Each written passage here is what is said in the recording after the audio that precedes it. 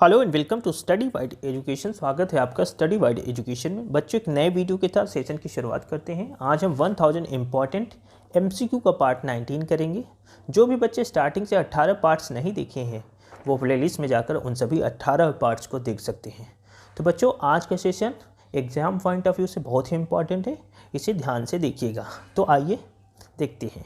आज का पहला क्वेश्चन है क्वेश्चन नंबर फर्स्ट। नरम दल और गरम दल के बीच फूट कहाँ और किस वर्ष में पड़ी थी? ऑप्शन देखते हैं। ऑप्शन ए है 1907 में कांग्रेस के सूरत अधिवेशन में। ऑप्शन बी है 1885 में कांग्रेस के बम्बई अधिवेशन में। ऑप्शन सी है 1886 में कांग्रेस के कलकत्ता अधिवेशन में। ऑप्शन डी है 1920 में कांग्रेस के नागपुर अधिवेशन में। तो बच्चों, इसके बारे में जानते हैं। पहले, नरम दल और गरम दल के बीच फूट वर्ष 1907 में कांग्रेस के सूरत अधिवेशन में पड़ी थी। कहाँ पे? सूरत अधिवेशन में। इस अधिवेशन की अध्यक्षता डॉक्टर रास बिहारी घोष ने की थी। वर्ष 1916 के लखनऊ अधिवेशन में तिलक और एनी बेसेंट के प्रयासों से ये दोनों पुनः एक हुए। कांग्रेस के इस अधिवेशन की अध्यक्षता अंबिका चरण मजुमदार ने की थी। तो बच्चों, ऑप्शन ए जो है वो करेक्ट है। 1907 में कांग्रेस के सूरत अधिवेशन में नरम दल और गरम दल के बीच फूट पड़ी थी। नेक्स्ट है क्वेश्चन नंबर सेकेंड। निम्नलिखित में ऐतिहासिक घटनाओं को उनके कालक्रमानुसार व्यवस्थित करें। ऑप्शन देख, चंपारण सत्याग्रह पहला है, दूसरा है बंगाल विभाजन, तीसरा है जलियांवाला बाग हत्याकांड। तो देखते हैं, चंपारण सत्याग्रह जो हुआ था 1917 में हुआ था। बंगाल विभाजन कब हुआ था? 1905 में हुआ था। और जलियांवाला बाग हत्याकांड कब हुआ था? 1919 में हो। ऑप्शन देखते हैं। पहला दूसरा तीसरा, दूसरा तीसरा पहला, सी है दूसरा पहला तीसरा, डी है पहला तीसरा दूसरा। तो जो करेक्ट ऑप्शन है वो सी है। पहले बंगाल विभाजन 1905 में, फिर चंपारण सत्याग्रह 1917 में, फिर जलियांवाला बाग हत्याकांड 1919 में। कुछ इस तरह है। नेक्स्ट है question number third. Jallianwala Bagh हादसे से कौन सा ब्रिगेडियर संबंध था? ऑप्शन देखते हैं। ऑप्शन ए है जनरल हैरिस, ऑप्शन बी है जनरल डायर, ऑप्शन सी है कर्नल वेल्सली, ऑप्शन डी है आर्थर वेल्सली।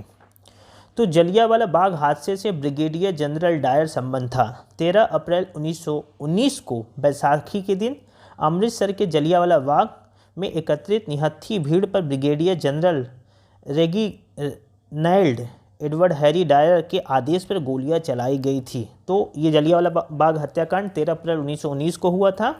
इसका जो ब्रिगेडियर था, जनरल था, वो जनरल डायर था। तो ऑप्शन बी जो है वो करेक्ट आंसर है। नेक्स्ट है question number fourth. Lala Lajpat Rai किसके विरुद्ध प्रदर्शन कर रहे थे जब वे पुलिस की नृशंसता का शिकार हुए? ऑप्शन देखते हैं। राउलेट एक्ट ए है, बी है मिंटो मार्ले सुधार, सी है साइमन कमीशन, ऑप्शन डी है पिट्स इंडिया एक्ट। तो जो लाला लाजपत राय थे वर्ष 1928 में साइमन कमीशन के विरुद्ध प्रदर्शन करते समय पुलिस की नृशंसता के शिकार हुए थे। तो कौन से उसमें? साइमन कमीशन में। तो ऑप्शन सी जो है वो करेक्ट आंसर है। नेक्स्ट है क्वेश्चन नंबर 5। पुनः समझौता 1932 किसके बीच हुआ था? ऑप्शन देखते हैं। ऑप्शन ए है नेहरू अंबेडकर, ऑप्शन बी है गांधी और अंबेडकर, ऑप्शन सी है गांधी और नेहरू, ऑप्शन डी है मालवीय और अंबेडकर। तो जो पूना समझौता था 1932, ये महात्मा गांधी और भीमराव अंबेडकर के मध्य हुआ था। किसके बीच? महात्मा गांधी और भीमराव अंबेडकर के मध्य हुआ था। यद्यपि इस पर गांधी जी ने स्वयं हस्ताक्षर नहीं किए थे, बल्कि इस पर अंबेडकर और गांधी जी के अनुयायियों द्वारा हस्ताक्षर किए गए थे। 24 सितंबर 1932 को हस्ताक्षरित इस समझौते में दलित वर्गों के लिए पृथक निर्वाचन मंडल के स्थान पर सामान्य वर्ग के तहत ही सीटें आरक्षित करने की व्यवस्था थी। तो ऑप्शन बी जो है करेक्ट है, गांधी और अंबेडकर। नेक्स्ट है क्वेश्चन नंबर 6। भारतीय राष्ट्रीय कांग्रेस का पहला अंग्रेज अध्यक्ष कौन था? ऑप्शन देखते हैं। ऑप्शन ए है जॉर्ज यूले, ऑप्शन बी है विलियम वेडरबर्न, ऑप्शन सी है ए ओ ह्यूम, ऑप्शन डी है हेनरी कॉटन। तो कांग्रेस का जो चौथा अधिवेशन 1888 ईस्वी उत्तर पश्चिमी प्रांत की राजधानी इलाहाबाद में हुआ था, इसकी अध्यक्षता जो जॉर्ज यूले द्वारा की गई थी, जो भारतीय राष्ट्रीय कांग्रेस के पहले अंग्रेज अध्यक्ष थे। तो ऑप्शन जो ए है वो करेक्ट आंसर है। और ये कौन से सन में हुआ था? 1888 में। और कहाँ पे किए थे अध्यक्षता? ये इलाहाबाद में। तो आपको याद रखना होगा। नेक्स्ट है question number 7। Home rule league की स्थापना की गई थी। ऑप्शन देखते हैं। ऑप्शन ए है बंगाल के विभाजन के दौरान। ऑप्शन बी है प्रथम विश्व युद्ध के दौरान। ऑप्शन सी है जलियांवाला बाग हत्याकांड के बाद हुए संघर्ष के दौरान। ऑप्शन डी है 1906 ईस्वी के कांग्रेस अधिवेशन के दौरान। तो भारत में होम रूल की लीग की स्थापना स्वशासन की प्राप्ति के उद्देश्य से वर्ष 1916 में बाल गंगाधर तिलक एवं एनी बेसेंट द्वारा अलग अलग की गई थी। तो होम रूल जो प्रथम विश्व युद्ध हुआ था 1914 से 1918 तक चला था। तो इसका जो करेक्ट आंसर है बी है। होम रूल लीग स्थापना कब की गई थी? प्रथम विश्व युद्ध के दौरान की गई थी। तो ऑप्शन बी जो है करेक्ट है। नेक्स्ट है क्वेश्चन नंबर 8।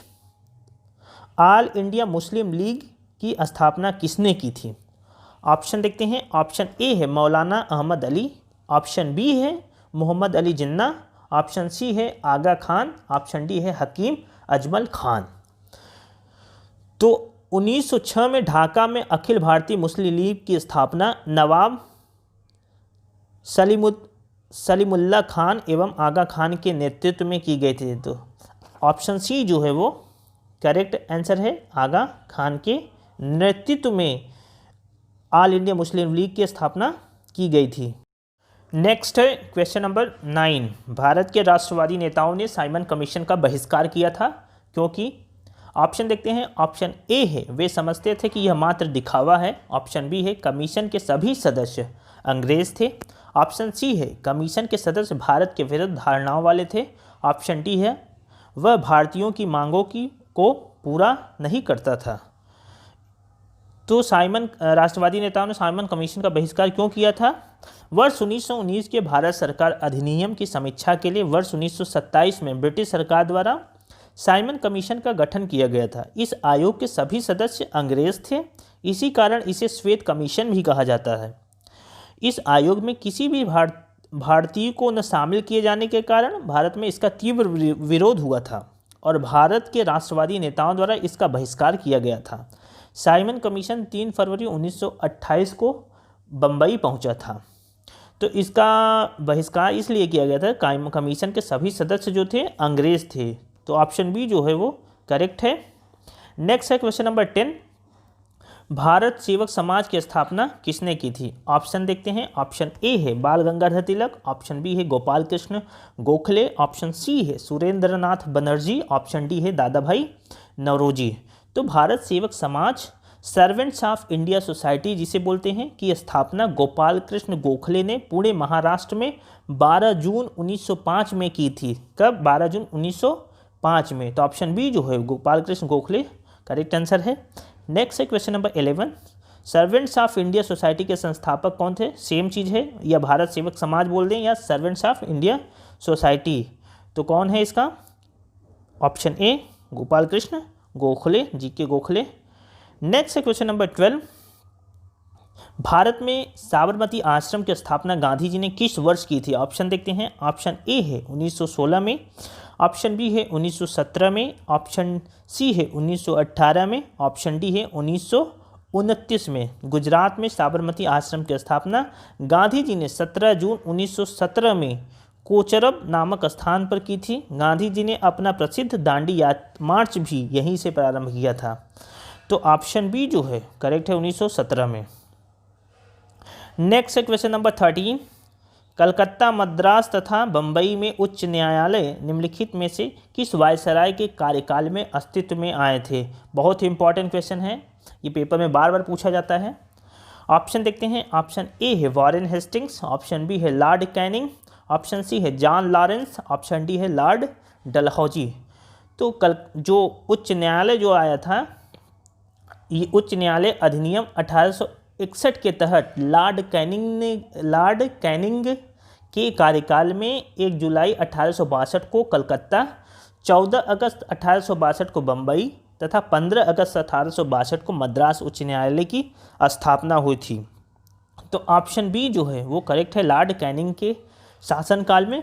अगर आपसे पूछा जाए सबसे पहला विश्वविद्यालय कौन था तो आपको याद रखना है सबसे पहला जो था वो कोलकाता का था, कलकत्ता, 1 जुलाई 1862 को। तो ये भी पूछा जाता है। नेक्स्ट है क्वेश्चन नंबर 14, बाल गंगाधर तिलक किसे अपना राजनीतिक गुरु मानते थे? तो ऑप्शन देखते हैं। ऑप्शन ए है स्वामी विवेकानंद, ऑप्शन बी है राजा राम मोहन राय, ऑप्शन सी है शिशिर कुमार घोष, ऑप्शन डी है दादा भाई नौरोजी। तो बाल गंगाधर तिलक दादा भाई नौरोजी को अपना राजनीतिक गुरु कहते थे। तो ऑप्शन डी जो है वो करेक्ट है, दादा भाई नौरोजी। नेक्स्ट है क्वेश्चन नंबर 15, चिटगांव शस्त्रागार पर धावा किसके नेतृत्व में बोला गया? ऑप्शन देखते हैं। ऑप्शन ए है भगत सिंह, ऑप्शन बी है राजगुरु, ऑप्शन सी है सुखदेव, ऑप्शन डी है सूर्यसेन। तो 18 अप्रैल 1930 में सूर्यसेन के नेतृत्व में चिटगांव, तत्कालीन बंगाल है ये, शस्त्रागार पर धावा बोला गया। सूर्यसेन को प्यार से लोग मास्टर दा कहते थे। तो ऑप्शन डी जो है सही है, सूर्यसेन। नेक्स्ट है क्वेश्चन नंबर 16,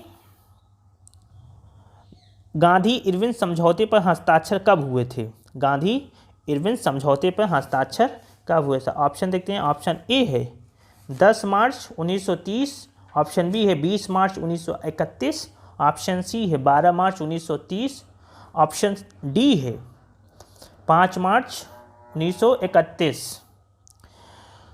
तो गांधी इरविन समझौता जो हुआ था 5 मार्च 1931 को हुआ था। ऑप्शन डी जो है करेक्ट है। इसके बारे में और जानते हैं। सविनय अवज्ञा आंदोलन से संबंध है इसका। इस समझौते की कुछ प्रमुख शर्तें थी जो इस प्रकार हैं। पहला शर्त ये था, सरकार द्वारा सभी अध्यादेशों एवं अपूर्ण अभियोगों के मामले को वापस लिया जाए। दूसरा था, हिंसात्मक कार्यों में लिप्त अभियुक्तों के अतिरिक्त सभी राजनीतिक कैदियों को मुक्त किया जाए। तीसरा था, कांग्रेस व उनके कार्यकर्ताओं की जब्त संपत्ति वापस कर दिए जाए। चौथा था, समुद्र के किनारे बसने वाले लोगों को नमक बनाने व उसे एकत्रित करने की छूट दी जाए। तो ये 4 जो थे समझौते थे गांधी इरविन समझौता में। तो ऑप्शन डी जो है सही है, 5 मार्च 1931। नेक्स्ट है क्वेश्चन नंबर 17, कौन से गोलमेज सम्मेलन में महात्मा गांधी ने भाग लिया था? ऑप्शन देखते हैं। ऑप्शन ए है प्रथम गोलमेज सम्मेलन 1930, ऑप्शन बी है द्वितीय गोलमेज सम्मेलन 1931, ऑप्शन सी है तृतीय गोलमेज सम्मेलन 1932, ऑप्शन डी है उपयुक्त सभी। तो गांधी जी जो है द्वितीय गोलमेज सम्मेलन लंदन में 7 सितंबर 1931 से 1 दिसंबर 1931 तक चला, जिसमें महात्मा गांधी कांग्रेस के एकमात्र प्रतिनिधि के रूप में सम्मिलित हुए थे। यह सम्मेलन सांप्रदायिक समस्या पर विवाद के कारण पूरी तरह असफल रहा। दलित नेता भीमराव अंबेडकर ने दलितों के लिए पृथक निर्वाचन मंडल की मांग की, जिसे गांधी जी ने अस्वीकार कर दिया। अंततः सांप्रदायिक प्रतिनिधित्व पर गतिरोध के कारण यह सम्मेलन 1 दिसंबर 1931 को समाप्त घोषित कर दिया गया। तो ऑप्शन बी जो है वो करेक्ट है, द्वितीय गोलमेज सम्मेलन में गांधी जी ने भाग लिया था। नेक्स्ट है क्वेश्चन नंबर 18, स्वतंत्र भारत में पहली बार गैर कांग्रेस सरकार किस राज्य में बनी थी? ऑप्शन देखते हैं। ऑप्शन ए है पंजाब, ऑप्शन बी है बिहार, ऑप्शन सी है महाराष्ट्र, ऑप्शन डी है केरल। तो स्वतंत्र भारत की पहली गैर कांग्रेस सरकार केरल राज्य में बनी थी। इसका कार्यकाल अप्रैल 1957 से जुलाई 1959 तक था। प्रथम गैर कांग्रेसी सरकार के जो मुख्यमंत्री थे EMS नंबूदरी-पाल, जो कम्युनिस्ट पार्टी के थे। तो ऑप्शन डी जो है वो करेक्ट आंसर है, केरल। नेक्स्ट है क्वेश्चन नंबर 19, महात्मा गांधी किसकी कृतियों से अत्यधिक प्रभावित थे? तो महात्मा गांधी जो थे लियो टॉलस्टॉय की कृतियों से अत्यधिक प्रभावित थे। ऑप्शन डी जो है वो करेक्ट है। नेक्स्ट है क्वेश्चन नंबर 20, गांधी जी से दक्षिण अफ्रीका में मिलने के लिए निम्न में से कौन सा गया था? ऑप्शन देखते हैं। ऑप्शन ए है बाल गंगाधर तिलक, ऑप्शन बी है वल्लभ भाई पटेल, ऑप्शन सी है गोपाल कृष्ण गोखले, ऑप्शन डी है जवाहरलाल नेहरू। तो इसका जो करेक्ट आंसर है, गांधी जी से दक्षिण अफ्रीका मिलने गए थे गोपाल कृष्ण गोखले। सी जो है करेक्ट आंसर है। गांधी जी गोपाल कृष्ण गोखले को अपना राजनीतिक गुरु भी मानते थे। नेक्स्ट है क्वेश्चन नंबर 21, 1918 में महात्मा गांधी सूती कपड़ा कारखानों के मजदूरों के बीच सत्याग्रह आंदोलन चलाने डैश डैश जा पहुँचे थे। कहाँ पे जा पहुँचे थे? ऑप्शन देखते हैं। ऑप्शन ए है मद्रास, ऑप्शन बी है बॉम्बे, ऑप्शन सी है सूरत, ऑप्शन डी है अहमदाबाद। तो गांधी जी ने सत्याग्रह का प्रथम प्रयोग वर्ष 1917 में चंपारण में किया था तथा उसके बाद इसका दूसरा प्रयोग उन्होंने फरवरी मार्च 1918 में अहमदाबाद की काटन मिल के औद्योगिक मजदूरों की कम मजदूरी के विरुद्ध संघर्ष हेतु किया। अहमदाबाद में मिल मालिकों और मजदूरों में प्लेग बोनस को लेकर विवाद था। गांधी जी के 3 दिन के अनशन, जो कि भारत में उनकी प्रथम भूख हड़ताल थी, के बाद मिल मालिक इस मामले में मध्यस्थता करने के लिए तैयार हो गए और अंततः उन्हें बोनस देना पड़ा। तो ऑप्शन डी जो है अहमदाबाद वो करेक्ट आंसर है। नेक्स्ट है क्वेश्चन नंबर 22। महात्मा गांधी ने किस आंदोलन से भारतीय राजनीति में प्रवेश किया था? ऑप्शन देखते हैं। ऑप्शन ए है सूरत पत्र, ऑप्शन बी है चंपारण आंदोलन, ऑप्शन सी है दांडी मार्च, ऑप्शन डी है सिविल असहयोग आंदोलन। तो महात्मा गांधी ने भारत में सत्याग्रह आंदोलन की शुरुआत बिहार के चंपारण आंदोलन वर्ष 1917 से की थी। इसी आंदोलन से ही महात्मा गांधी जी भारतीय राजनीति में प्रवेश किया था। तो ऑप्शन जो है बी जो है सही है। नेक्स्ट है क्वेश्चन नंबर 23। महात्मा गांधी खादी को किसका प्रतीक मानते थे? महात्मा गांधी खादी को किसका प्रतीक मानते थे? ऑप्शन देखते हैं। ऑप्शन ए है औद्योगिकरण का, ऑप्शन बी आर्थिक स्वतंत्रता का, ऑप्शन सी है आर्थिक वृद्धि का, ऑप्शन डी है नैतिक वृद्धि का, नैतिक पवित्रता का। तो गांधी जी खादी को आर्थिक स्वतंत्रता का प्रतीक मानते थे, तो ऑप्शन बी जो है वो करेक्ट आंसर है। नेक्स्ट है क्वेश्चन नंबर 24। 1939 में सुभाष चंद्र बोस किसे हराकर कांग्रेस पार्टी के अध्यक्ष चुने गए थे? ऑप्शन देखते हैं। ऑप्शन ए है Maulana Abul Kalam Azad, option B Pattabhi Sitaramayya, option C है जवाहरलाल नेहरू, ऑप्शन डी है वीबी पटेल। तो त्रिपुरी में जनवरी 1939 में सुभाष चंद्र बोस ने गांधी जी समर्थित पट्टाभी सीतारमैया को हराकर कांग्रेस पार्टी के अध्यक्ष का चुनाव जीता, लेकिन गांधी जी से विवाद के कारण अप्रैल 1939 में ही उन्होंने कांग्रेस अध्यक्ष पद से त्यागपत्र दे दिया। इसके बाद राजेंद्र प्रसाद जी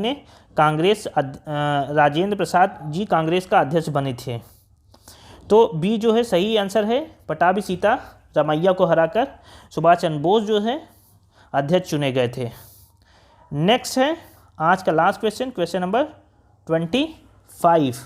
पूर्ण स्वराज्य की शपथ कांग्रेस के किस अधिवेशन में ली गई थी?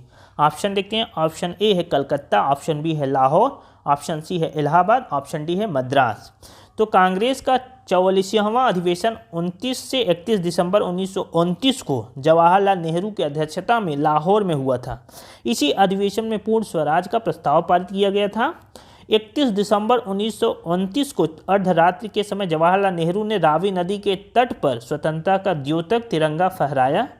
26 जनवरी 1930 को स्वतंत्रता दिवस मनाने का निश्चय किया गया था। तो ऑप्शन बी जो है करेक्ट आंसर है। तो आज की क्लास यहीं पे समाप्त होती है। आपको क्लास कैसी लगी कमेंट सेक्शन में अपना सुझाव जरूर दीजिए। अगर आपको क्लास अच्छी लगी तो एक लाइक बटन प्रेस करके हमारा मोटिवेशन ज़रूर बढ़ाएं और वीडियो को अपने दोस्तों के साथ भी शेयर करें और चैनल को सब्सक्राइब करें, बेल आइकन को प्रेस करें ताकि नोटिफिकेशन आपको समय समय पर मिलती रहे।